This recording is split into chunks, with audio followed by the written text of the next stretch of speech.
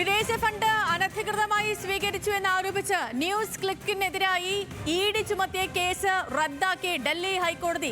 സ്ഥാപകനായ പ്രബീർ പുരകായസ്ഥക്കെതിരായ കേസും റദ്ദാക്കി. സ്വതന്ത്രവും നിഷ്പക്ഷവുമായ മാധ്യമ പ്രവർത്തനത്തിന് നേരെയുള്ള അധികാര ദുർവിനിയോഗമെന്ന് കോടതി നിരീക്ഷിച്ചു. ലിജോ വർഗീസ് വാർത്തകളുടെ വിശദാംശങ്ങളുമായി നമുക്കൊപ്പം തത്സമയം ചേർന്നുണ്ട്. ലിജോ, ഒരു മാധ്യമ സ്ഥാപനത്തിനെ അതിനെ എല്ലാ തരത്തിലും വേട്ടയാടി അവരെ എല്ലാ രീതിയിലും തകർക്കാൻ ശ്രമിച്ചു. ഒടുവിൽ ഇഡിക്കും ഡൽഹി പോലീസിനുമെതിരെ കോടതി തന്നെ അതിരൂക്ഷ വിമർശനങ്ങൾ ഉന്നയിക്കുന്നു, സത്യം തെളിയിക്കുന്നു. ഒടുവിൽ ഈ FIR അടക്കം റദ്ദാക്കിയിരിക്കുന്നു. വിവരങ്ങൾ തീർച്ചയായും ന്യൂസ് ക്ലിക്കും അതോടൊപ്പം തന്നെ പ്രബീർ പുരകായസ്ഥയും കാലങ്ങളായി കേന്ദ്ര സർക്കാരിനെതിരെയും പ്രത്യേകിച്ച് നരേന്ദ്രമോദി സർക്കാരിനെതിരെയും പ്രധാനമന്ത്രിക്കെതിരെ തന്നെയും രൂക്ഷമായ വിമർശനങ്ങൾ ഉന്നയിക്കുന്ന ഒരു മാധ്യമ സ്ഥാപനമായിരുന്നു. അവർക്ക് എതിരെയായിരുന്നു 2020 കേന്ദ്ര വാർത്താ വിതരണ പ്രക്ഷേപണ മന്ത്രാലയം ഒരു പരാതി നൽകുന്നത്. അതിന്റെ അടിസ്ഥാനത്തിൽ ഡൽഹി പോലീസിന്റെ സാമ്പത്തിക കുറ്റാന്വേഷണ വിഭാഗം ഒരു കേസ് രജിസ്റ്റർ ചെയ്യുന്നു.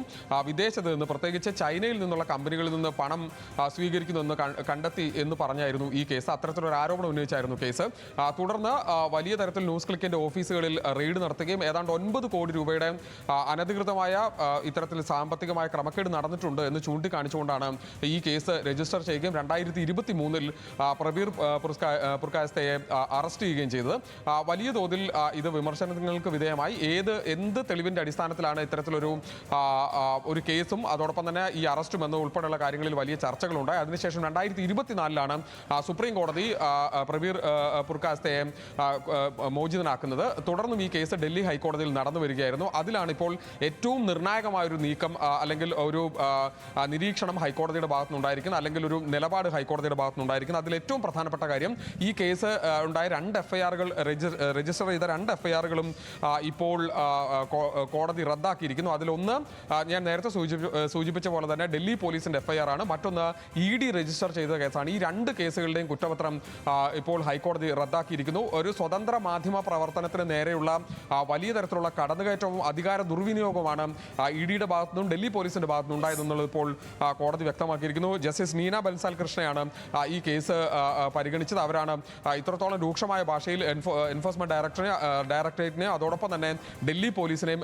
വിമർശിച്ചിരിക്കുന്നത്. ഏതാണ്ട് 115 കോടി രൂപ ചൈനയിലെ 3 കമ്പനികളിൽ നിന്നായി ന്യൂസ് ക്ലിക്ക് സ്വീകരിച്ചു എന്നുള്ള ആരോപണമാണ് പ്രബീർ പുരകായസ്ഥക്കെതിരെ ഉന്നയിച്ചിരുന്നത്.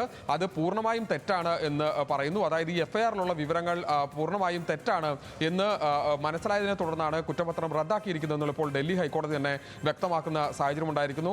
നേരത്തെ സേതു സൂചിപ്പിച്ച പോലെ തന്നെ ഒരു മാധ്യമ പ്രവർത്തനത്തിനെതിരെ ഉണ്ടായ വലിയ തരത്തിലുള്ള കടന്നുകയറ്റമായി തന്നെ ഇതിനെ നേരത്തെ വിമർശിക്കപ്പെട്ടിരുന്നു. അത് ഏതാണ്ട് ശരിയാണ് എന്ന് വ്യക്തമാക്കുന്ന തരത്തിലാണ് ഇപ്പോൾ ഡൽഹി ഹൈക്കോടതിയുടെ ഭാഗത്തുനിന്നുള്ള നിലപാട് ഉണ്ടായിരിക്കുന്നത്. അതോടൊപ്പം തന്നെ എൻഫോഴ്സ്മെന്റ് ഡയറക്ടറേറ്റിനെ കേന്ദ്ര സർക്കാർ ഏത് തരത്തിലാണ് ഇത്തരത്തിൽ ഒരു അവർക്കെതിരെ ഉയരുന്ന ശബ്ദത്തെ ഇല്ലാതാക്കാൻ ശ്രമിക്കുന്നു എന്നുള്ള ആരോപണങ്ങൾ കൂടി എൻഫോഴ്സ്മെന്റ് ഡയറക്ടറേറ്റിനെതിരെ EDക്കെതിരെ ഉന്നയിക്കുന്നുണ്ടായിരുന്നു. അതുകൂടി തെളിയിക്കുന്നതാണ് യഥാർത്ഥത്തിൽ ഇപ്പോൾ ഉണ്ടായിരിക്കുന്ന ഈ വിധി.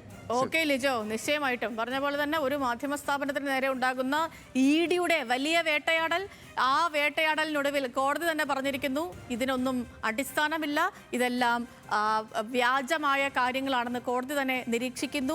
FIR അടക്കം റദ്ദാക്കിക്കൊണ്ട് ഡൽഹി പോലീസിനും EDക്കും മറ്റ കനത്ത പ്രഹരമാണ് ഉണ്ടായിരിക്കുന്നത് ഈ കേസുമായി ന്യൂസ് ക്ലിക്കുമായി ബന്ധപ്പെട്ട് നടന്ന ED വേട്ടയാടലിൽ.